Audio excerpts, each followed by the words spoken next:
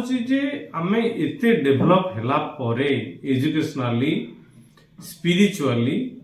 socially आमे एते develop होला परे भी सुधा एते रोग कौन पाई होची आउ हमर मेडिसिन गोटे एते बड़ बजेट काहे होची कौन तारू रक्षा पाइबार उपाय कौन एई सब जिनसर रूट कॉज कौन केमती आमे एथरु मुक्ति पाइबा आमे जदि चिंता करिबा किछि सह वर्ष पूर्वर कथा ताले आमे निश्चित भाव देखिबा जे सेते बेले लोक माने बहुत सुस्त थिले किंतु रोग भी थिला किंतु सबठो बड़ कथा होची सेते बेले क्लाइमेट क्लीन थिला एटमॉस्फेरिक पोल्यूशन कम थिला एवं लोक माने ताकर जो फूड प्रोडक्शन होची खाद्य शस्य प्रोडक्शन रे से माने एते पेस्टिसाइड यूज कर नथिले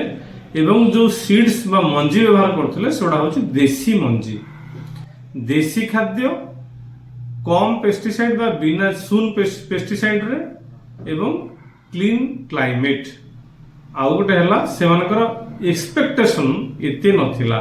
हाईली एम्बिशियस जो जिंस एते तांकर नथिला तो माइंड ठंडा रहिला से माने सबले शांति रहिले अल्पके शांति रहिले भल खाद्य खाइले एवं सबले हस खुशी रहिले रोगर प्रकृतिर कारण होची सेठी वर्तमान ए मॉडर्नाइजेशन बा ए मॉडर्न समाज रे हमर बढ़ी गलानी mental tension mental anxiety depression competition selfishness jealousness एगुड़ा तो माइंड की खराब करछि तापर जेबे ठारू ग्रीन रिवोल्यूशन स्टार्ट हलानी बा खाद्य संकट देखा गला बोली जेबे ठारू हमर कोन हलानी हाइब्रिडाइजेशन हलानी ए जो देसी मंजी बदले आमे सबले हाइब्रिड मंजी व्यवहार करले एवं अधिक प्रोडक्शन कले जापर कि एते जो पॉपुलेशन बढ़ी जाइछन्ती लोक संख्या बढ़ी जाइछन्ती ताकू कंट्रोल करा जिवो तांकर जो खाद्य को हमें मेंटेन करबा बट आपण निजे चिंता करंतु 25-30 वर्ष पूर्व मोर भल भाव मन अछि जेते बेले हमें छोट पिला थिलु एबे तो बंधा कोबी रो सीजन फूलकोबी रो सीजन जेते बेले हम घर गोटे फूलकोबी तरकारी होतला सेते बेले पूरा परिवार सारा पूरा घर सारा मोबाइल उठला से बासना किंतु वर्तमान ना बैगण रे बासना अछि ना भेंडी तरकारी रे बासना अछि ना कोबी रे बासना अछि ना कोनोसी परिवार रे बासना ही नाही ता माने टेस्टलेस आमे जहा खाउसंती एटा अति निहाती निकृष्टतम खाद्य सेकंड कथा हला हमर खाद्यर परिमाण बढ़ी जाय प्रकृत रे हमर खाद्यर परिमाण बढ़िया कथा नुहे अल्प खाद्य रे हमर सब बॉडी मैनेज हे जाय परिबो किंतु आमे जेहेतु मेंचे प्रोडक्शन होची आमे तो खाद्य लोभी खाई चलछंती तो रोग सेठु सृष्टि हला एनवायरमेंटल पोल्यूशन बढ़ी जायछि रोग सेठु सृष्टि हला तो एथि पई वर्तमान रोगर परिमाण रोग बहुत परिमाण रे बढ़ी जायछि एवं आमे सेकंड पॉइंट हला आमे हम बॉडी की केमती नेचुरली मैनेज करबा आमे ता कथा चिंता करना मु किए मु होची मोर माइंड आउ ए बॉडी गोटे माइंड अछि गोटे बॉडी अछि ताकू मिसे देले मु तयारी हे गेली बट जदि मु मो माइंड की मैनेज करू नाही बा माइंड रो डेवलपमेंट करू नाही माइंड को पॉलिश करू नाही ताले बॉडीटा गोटे जस्ट बॉडी हे रहि जाउची ए डेवलप करि परिबो नाही एवं जदि